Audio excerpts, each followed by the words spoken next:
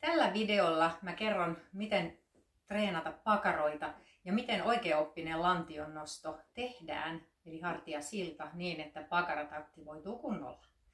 Se on aika yleinen ongelma, että pakarat niin sanotusti laiskottelee ja siitä paljon puhutaan, miten niitä pitäisi treenata.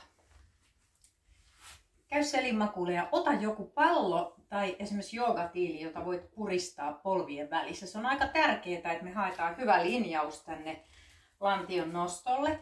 Eli laitat jalat suoraan eteenpäin ja käyt selälleen ja koita puristaa sitä palloa tai rullaa tai joogatiiltä niin, että tunnet istuiluiden välissä olevien lihasten supistuvan, eli siellä on lantion pohjaa ja pakaroita.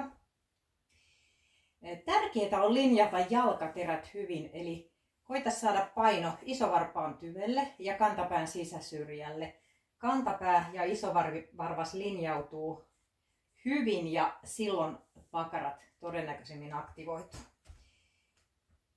Eli puristat palloa, siirrät painoa kunnolla sinne kannan sisäsyrjälle ja isovarpaan tyvelle ja sitten lähdet nostamaan lantio ylös joko rullaten tai nyt ihan hartiasillassa, vaan nostetaan lantio ylös.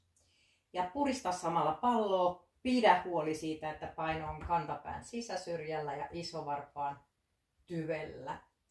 Eli täällä jalan sisäosalla.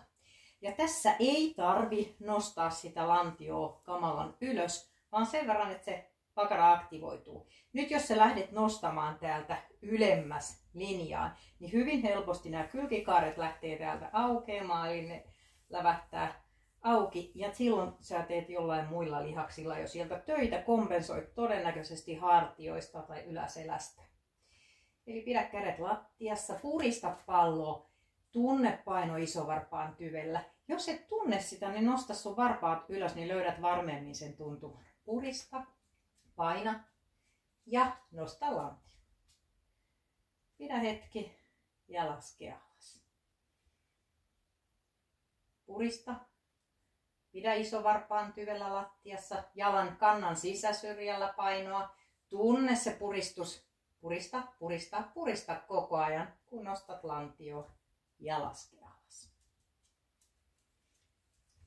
Tässä hartiasilta lantion nosto. Se on vähän eri liike kuin selän rullaus, mutta nämä molemmat toimii, kun keskityt siihen, miten teet sen liikkeen. Ja hengitys on vielä se avain siihen, että vielä varmemmin saat lihakset töihin ja ne kylkikaaret sieltä pois ylitöistä, kun hengität ulos liikkeen aikana. Tässä perusjuttu pakaroiden aktivaatiosta. Ja tämä on näistä kolmesta liikkeestä yksi, jota mä ehdottomasti suosittelen, jos haluat löytää pakaralihakset.